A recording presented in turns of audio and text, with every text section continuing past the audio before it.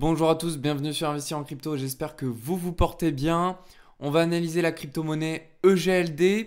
D'un point de vue long terme, on est très bullish sur la crypto, que ce soit sur EGLD USD ou bien EGLD face à BTC. On peut observer un magnifique range sur EGLD BTC.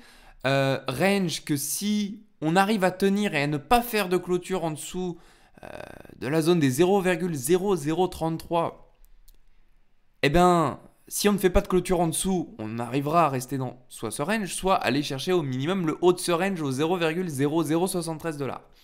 0,0073 BTC. Parce que du coup, c'est face à Bitcoin. Je vous invite, si vous pouvez, aller sur TradingView, aller cliquer sur le petit bouton en haut à gauche, recherche de symboles, et vous tapez EGLD BTC. Comme ça, vous pouvez avoir accès au même graphique que moi. Voilà. Donc, ça, c'est ce qui était pour la partie long terme. Donc, on va mettre des petites targets. On va retenir tout ça. Alors, voilà. Alors, le mieux, c'est 0,33. Qu'est-ce qu'on peut voir également? On peut voir qu'on a des points bas de plus en plus hauts. Ça ne s'arrête pas. On a des points hauts qui sont de plus en plus hauts. Donc, on a quoi? On a finalement quelque chose de très bullish. Pour le moment, nous n'avons pas inversé les tendances. On reste quand même très croissant. Donc, pas d'affolement. On pourra en avoir dès lors qu'on clôturera en dessous de cette fameuse zone, les 0,0033 sur EGLD BTC. Maintenant, on va observer la paire qui nous intéresse, EGLD USD.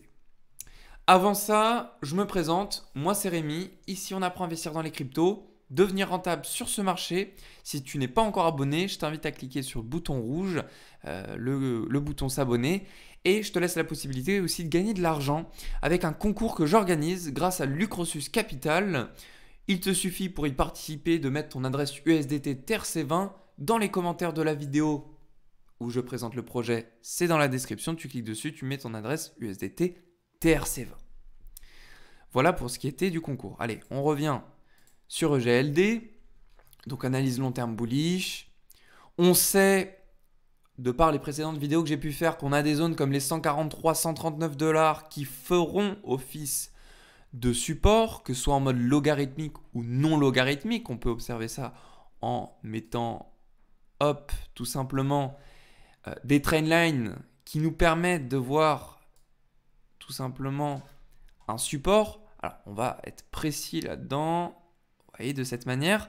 On voit quoi? On voit quelque chose de très pertinent. Nous avons rebondi ici sur la zone des 145 dollars qui correspond par rapport à ce support, vous voyez, en partant de la mèche du 21 juin 2021 jusqu'à aujourd'hui, à plusieurs touches.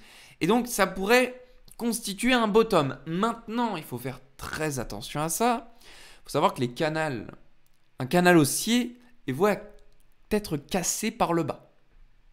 Toujours. On ne peut pas l'avoir indéfiniment, sauf s'il est très léger.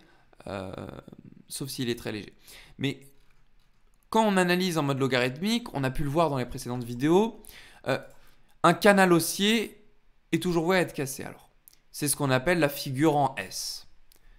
Donc c'est pour ça que c'est pertinent de tracer en mode logarithmique ou non des trendlines faisant office de support. Maintenant, comme c'est oblique, il faut faire attention, il faut se dire que, ok, il y a plus de chances quand même à ce qu'on puisse casser cette trendline. Ça, faut le prendre en compte. Donc oui, on se fait supporter sur les 145 dollars, mais oui, on peut très facilement casser cette zone-là. Allez, on passe en mode non logarithmique. On va regarder sur du plus court terme. On va se mettre en H4 pour ce faire.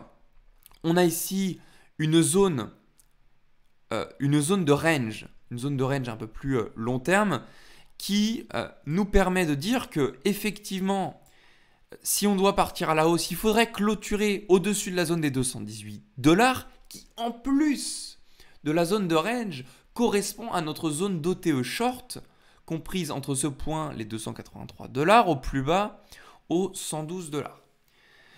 Donc on a une corrélation très puissante entre retracement de Fibonacci et zone de prix. Donc il faut qu'on clôture au-dessus de la zone des 218 dollars pour devenir bullish sur le long terme.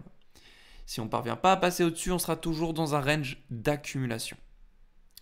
même si face à Bitcoin, on est bullish, qu'on arrive à atteindre des targets très hautes, si le Bitcoin chute, on aura toujours ce range sur la paire EGLD-USD. Allez, je supprime ce range. On va analyser maintenant encore plus sur le court terme. Vous voyez, il y a beaucoup de tracés, il y a beaucoup de retracements de Fibonacci qui ont été positionnés. On va y aller au fur et à mesure pour essayer pour décortiquer. On va pas essayer, on va décortiquer le graphique de prix. Donc, on a ici un petit range. Je vais vous enlever les Fibonacci et je vais les remettre juste après pour qu'on comprenne mieux ce qui se passe. On a un range ici sur le court terme qui a été sélectionné en daily. Voilà. Donc, j'ai un abonné qui m'a dit dans les commentaires, Rémi, je ne comprends pas, tu prends à la fois les clôtures et les mèches. Alors, il faut savoir une chose, c'est que les clôtures et les mèches, quand tu prends une trendline et que tu fais quelque chose comme ça pour dessiner un support, il faut soit que tu prennes que les mèches, soit que les clôtures. Tu ne peux pas dire, allez, je prends un peu des deux. Ça passe pas vraiment. Le mieux, c'est soit l'un, soit l'autre. En revanche, il peut y avoir des exceptions à ça. Des exceptions quand tu passes en time frame plus courte. Par exemple, là, sur du daily, qu'est-ce que j'observe? J'observe que dans le temps, ça a effectivement des corrélations par rapport à soit des mèches, soit des clôtures. Et donc, à ce moment-là, on peut considérer que c'est une zone de prix. Et donc, je ne me réfère pas ici uniquement à clôture plus bougie. Là, je me dis juste, ok, ce sont des zones sur lesquelles il y a de l'interaction, les 160 $ et au plus bas, les 150 $. En plus, ce sont des prix psychologiques. Donc, c'est la raison pour laquelle tu peux voir à la fois des clôtures et à la fois des mèches. Donc, en daily, bonne nouvelle, nous avons clôturé au-dessus de la zone des 160 $.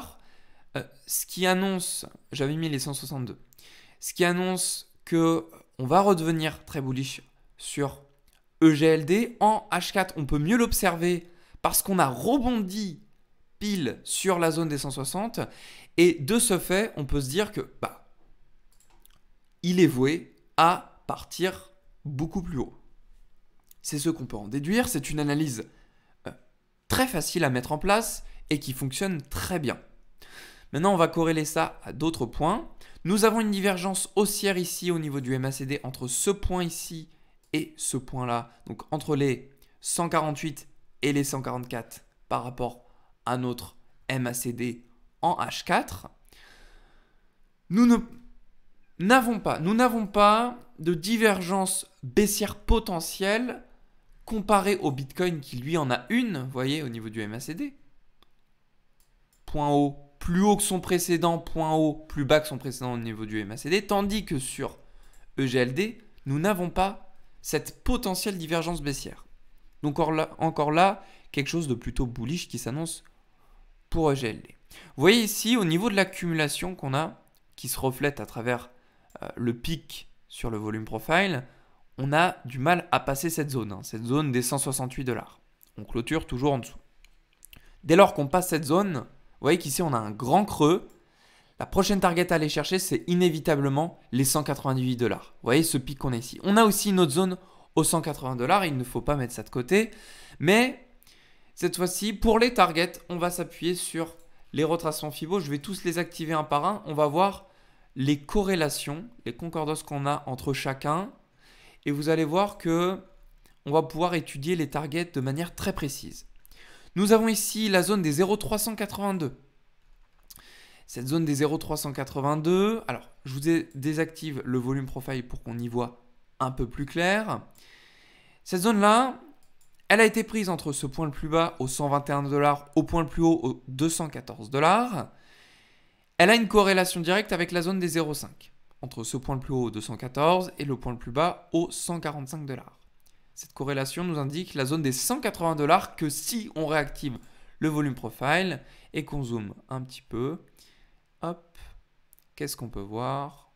on l'a vu tout à l'heure, nous avons un petit pic ici qui débute aux 180 $. Vous voyez, juste ici, 179,2, mais 180 $ pour arrondir sur un prix psychologique.